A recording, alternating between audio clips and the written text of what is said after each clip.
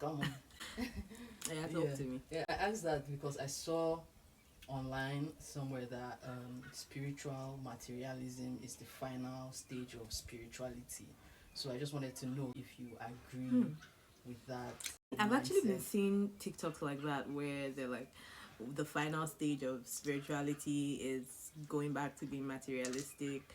I wouldn't say final stage. I would just say I don't think spirituality has a final stage. I know people Yeah, are not necessarily using it as they mean it as it's actually the final stage. It's just people expressing where they are in their journey, where they've yeah, realized that if I'm spiritual and if I go through all this shit, if I process all this shit, I might as well have fun here. If I want things, I'll get things. If I want nice things, it's okay for me to want nice things and have nice things. Because I think a lot of spiritual people, at least the ones I know, a lot of, not necessarily all, go through a process where we're subconsciously anti wealth. Go through a process where we subconsciously demonize wealth because we understand what money does to people. We understand capitalism on a spiritual level. We understand what it steals from people. Because we go through that phase where like money is bad, I'm righteous because I can say fuck you to money, which is good because one thing I love money, but I cannot be bought. That so it's like I think that when spiritual people become materialistic, yeah. it's also part of the process where Alright. they realize I can want more from life. If I have dealt with all my demons, Yeah. conquered everything, what is left to do here? Might as well get a yacht or something. Yes. Would you say the materialism that comes after being spiritually aware is an indicator that his soul has remembered its power? Power, I wouldn't necessarily say a soul has remembered its power. I say it's a soul that has remembered why it's here. It's a soul that has remembered that we're here to play. So some souls become materialistic because they've processed everything and they're like, it's all a joke, it doesn't really matter anyways, I might as well get what I want and do what I want. Yeah. I wouldn't say that the materialism comes because I've suddenly become so awakened that now I can. It's because you just realize that you can be anything. You're So all if that. exactly. I also believe that the shift into materialism that a lot of spiritual people have been talking about occurs when you finally remember that you've been called to create with the universe. You've been called to create with source. And what we use to create here is money and nice things. Because if you're going to create something, might as well do it well. And there's a lot of it here. There's a lot of resources that could be used. So when that shift into materialism happens, it's because you're starting to recognize that there is work to do. You need resources to Creation. A survival mode, a spiritual state that repels all you desire and wish to create.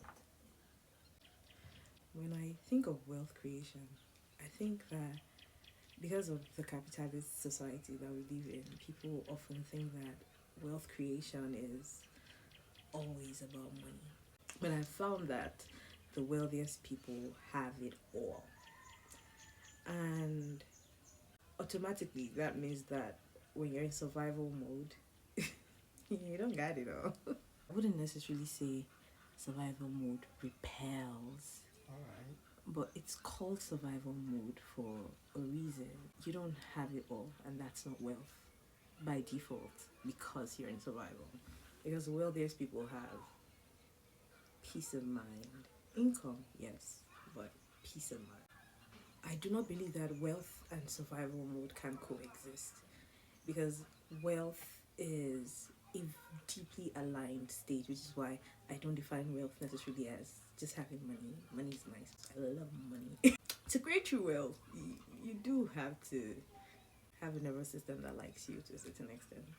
So a nervous system that likes you is a nervous system that has conquered, transitioned out of survival mode. To a certain degree, I have found That's why I keep saying that wealth is not necessarily money. Money is good. Money is part of wealth. You know, being able to afford the things that money can give you is a beautiful thing. But I have found that some people have money and they're still in survival mode. So survival mode in itself is anti-wealth.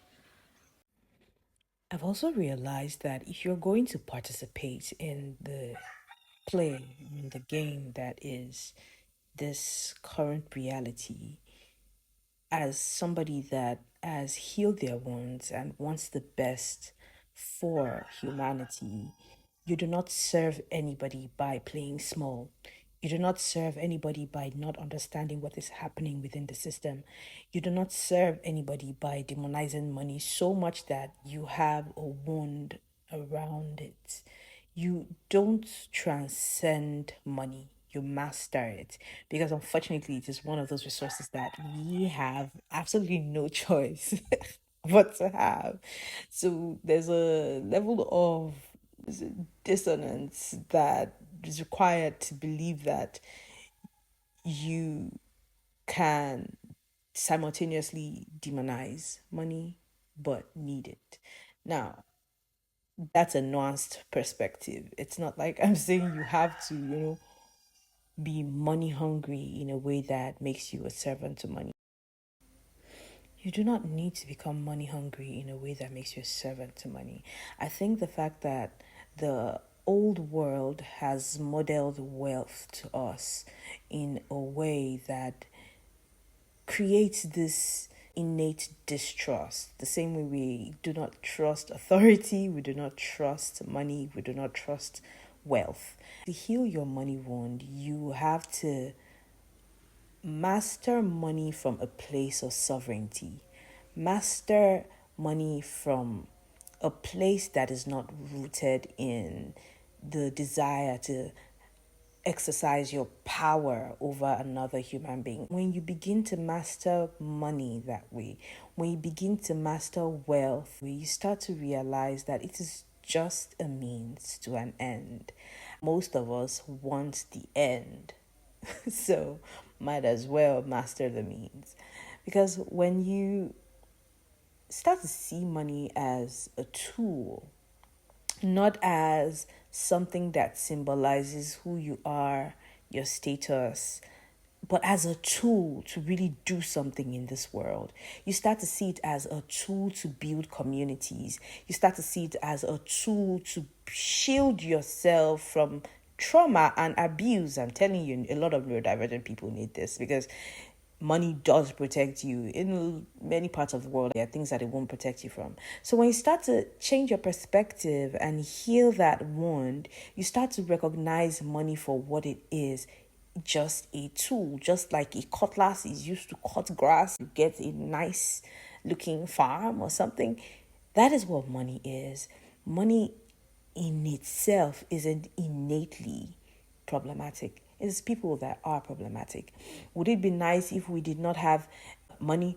I don't think so. I think that humanity will always find a way to store value.